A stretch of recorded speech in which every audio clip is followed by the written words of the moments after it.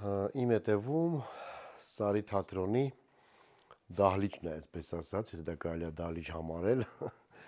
Աթոռները դրել եմ ամսի 5-ին, սպասում եմ ձեզ սիրելիներս ժամը 7-ին, կարող եք 6-ից գալ, 6:30-ից, եթե չեմ սխալվում, 6-ից արդեն ավտոբուսը աշխատում է։ Հեռախոսահամարները կան, կարող եք հասկանալ ոնց են հասնում ստե, նա ով որ ուզում է ավտոբուսով գա եւ մի բաժակ բան խմի, որովհետև ինչպես միշտ կլինի ֆուրշետ, հյուրասիրություն եւ թուլանալու հնարավորություն կունենաք, իսկ այսօրվա եթերը երկու մասից է բաղկացած, հայերեն եւ ռուսերեն։ Նախ եւ առաջ ասեմ, որ ալերգիաս ծրված եկիթս քաշելու եմ, դրա համար այն նյարդերից թույլ մարդկանց խնդրում եմ հենց հիմա դուրս գալ ալիքից։ Доброе время суток. Российские пропагандисты и грязные рты Кремля ринулись защищать армянскую апостольскую церковь. Что ж, конечно, смешно, потому что столько вреда, столько гадостей, сколько сделала Россия по отношению нашей церкви, наверное, еще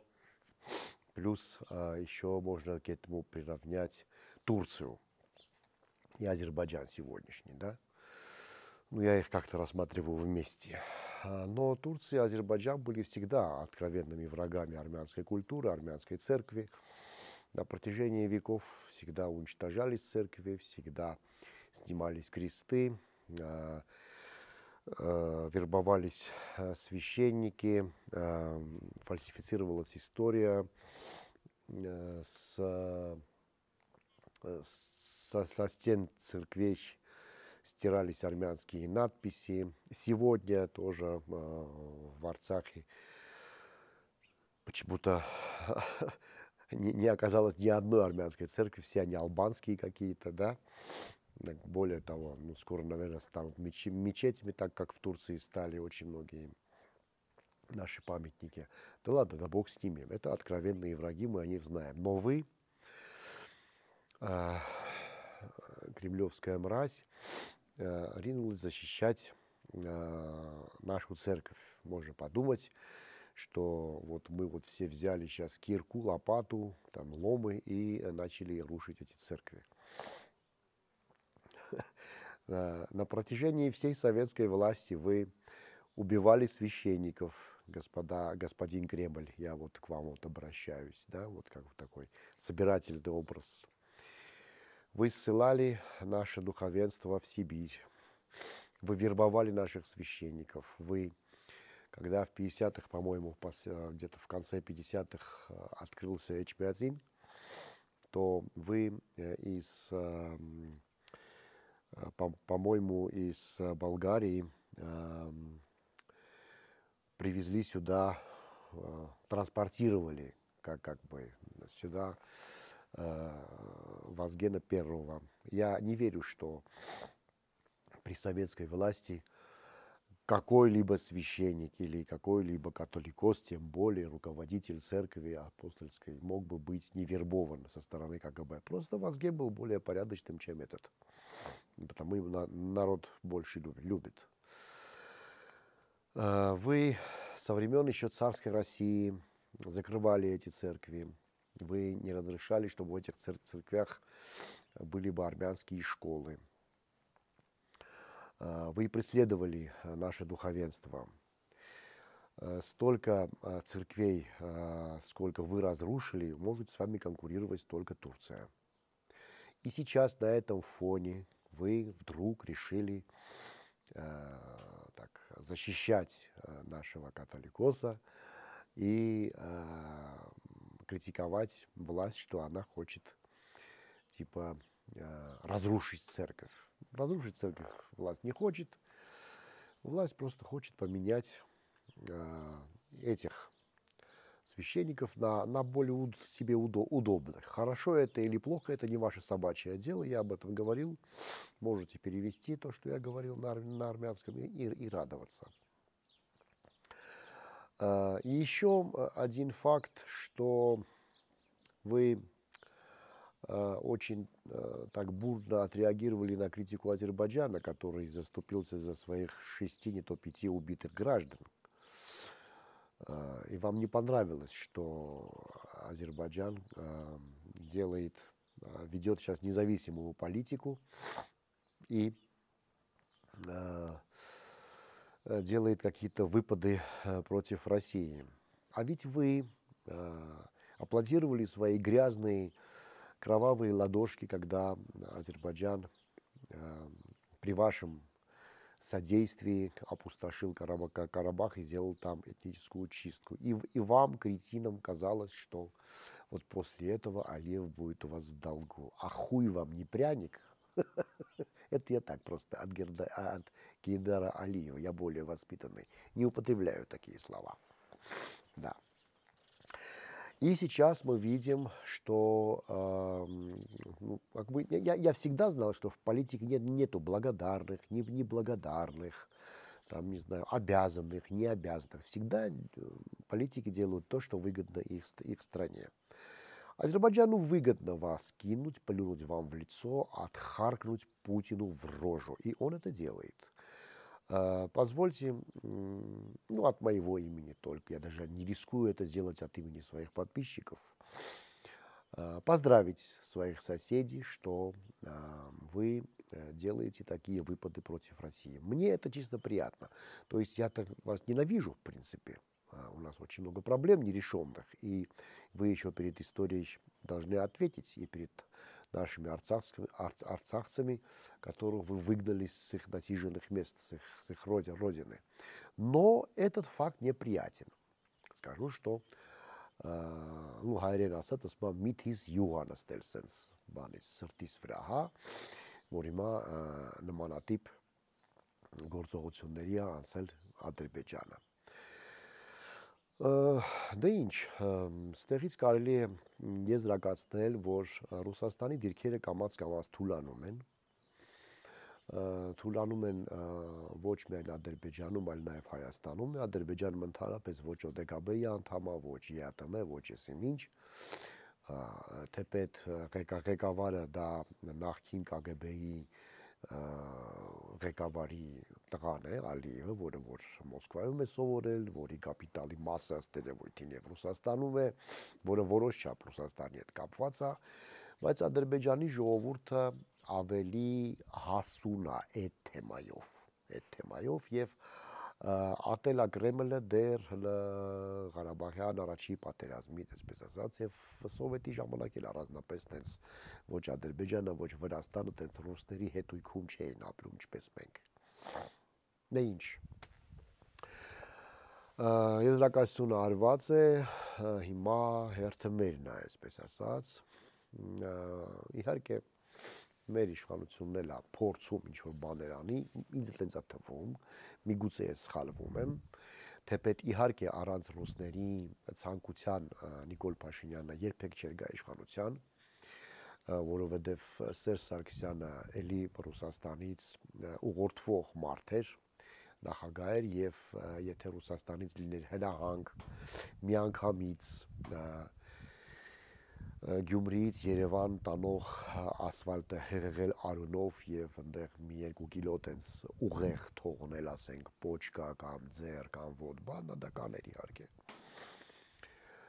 Կամ թեկուզ միգուցե այդքան դաժան չաներ, ինչպես կաներ Քոչարյանը, բայց ամենայն դեպս ջրցան մեքենաները կօգտագործեր հեղափոխության, այսպես կոչված իշխանապողության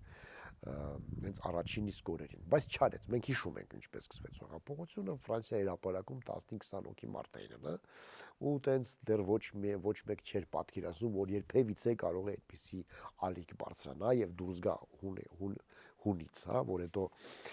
Կարեն Կարապետյանն է ժիլետը հագած մտնի Փաշինյանի մոտ եւ քորրու փոշման մատը մի տեղը մցրած դուրս գա։ Այսինքն Ռուսաստանը ցանկանում էր այս ամեն ինչ որ եղավ, բայց կամ ինչ որ մի բան այդպես չի գնում,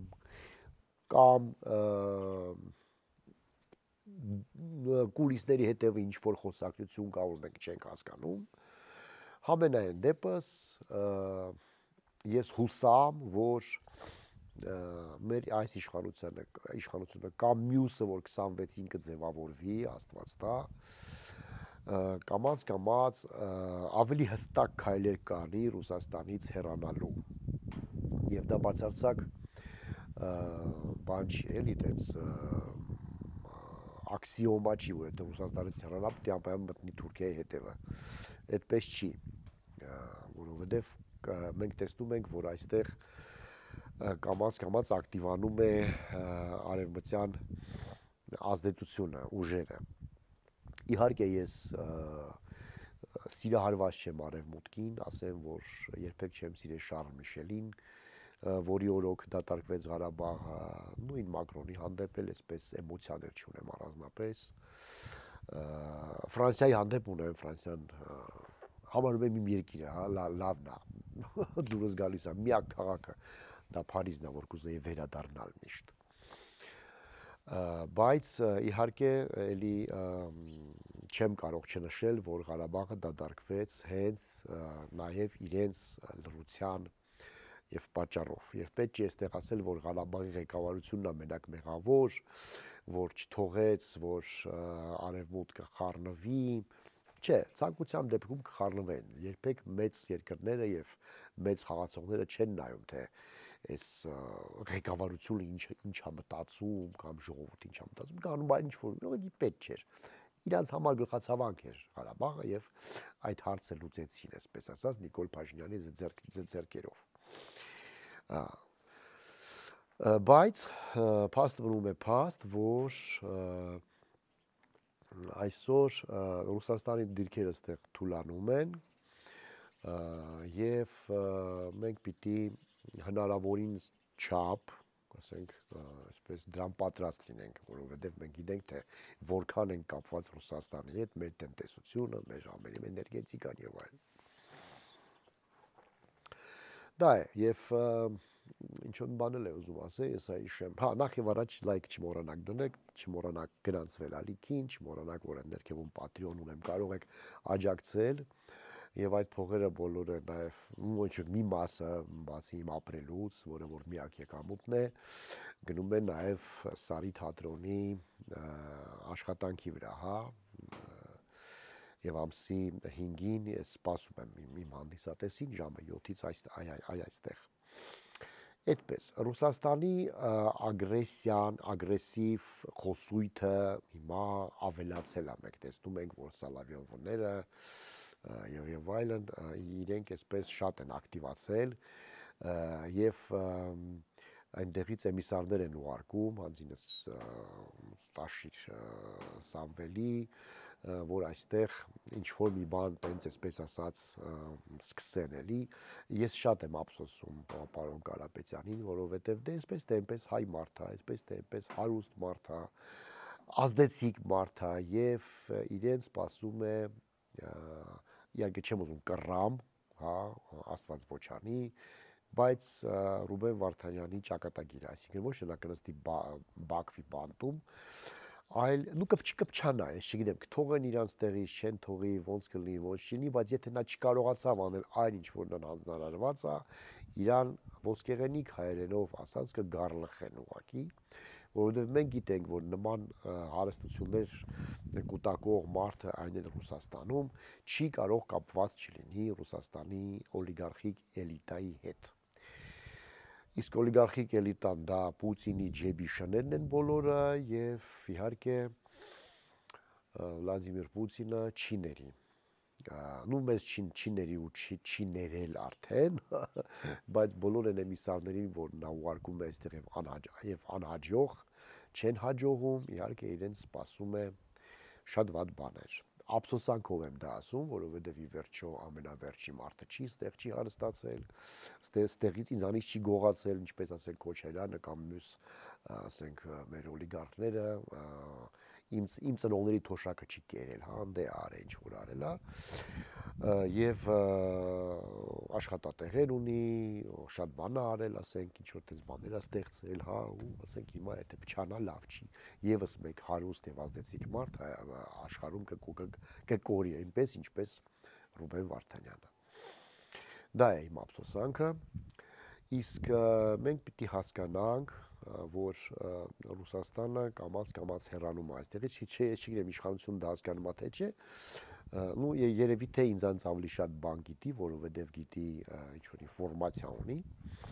ավելի շատ քան թե մենք։ Ես ասում եմ այն ինչ որ կողքից երևում է ընդհանրապես եւ կարծում եմ որ դեզանից շատ չգիտեմ սիրելի հետեւորդներ, ինչ ես ուղղակի ասում եմ ձեր սրտի խոսքը, որքան դա հնարավոր է, եթե իմ խոսքը իհարկե ձեր այդ կարծիքին չի համընկնում, կարող եք կոմենտներում թողել ձեր կարծիքը, ես անպայման կկարդամ, բայց խնդրում եմ ռուսերեն տառերով հայերեն մի գրեք, անգլերեն տառերով էլ մի գրեք, չեմ կարող կարդամ, ես ոչ թե ինչ-որ տենց հայրենասեր եմ եւ մաշտոցյան գիրն եմ ուզում անպայման չէ, դա ասենք շատ ինտիմ թեմա է ինձ համար, իրականում այդպես է, բայց մի չեմ բարոյա խոսում, իրականում դժվար է կարդալ, չեմ կարողանում, բարդ է, ու չեմ կարողանում պատասխանեմ, ափսոս է, հա։ Ձեր գրածն է ափսոս, ձեր աշխատանքն է ափսոս, այսպես սիրելիներս, դե ինչ, ամսի 5-ին սպասում եմ ձեզ Սարի թատրոնում, stand-up and jazz, այսպես է կոչվում ներկայացումը, կլինի stand-up, կլինի նաև երաժշտություն, կլինի ֆուրշետ, կհանդիպենք իրար հետ կխոսենք եւ նորմալ ժամանակ կանցկացնենք։ Գիտեք, այդտեն բանն է, ոնց որ խրախճանք ժանտախտի ժամանակ, բայց հավաստիացնում եմ ձեզ, եթե այդ խրախճանքը չլինի, ապա ժանտախտը կլինի ավելի դաժան։ Եվ մարդ նա, որ կարողանում է լիաթոք հանգստանալ եւ ուրախանալ, կարող է նաեւ աշխատել եւ պայքարել։ Այդպես լավ մնացեք, կհանդիպենք, ես էլ գլոբք են գտնեմ, գնամ իմ գործերին, դեռ լավագին գործ կա անելու, համբուրում եմ բոլորիդ եւ գլոբք են ման գամ։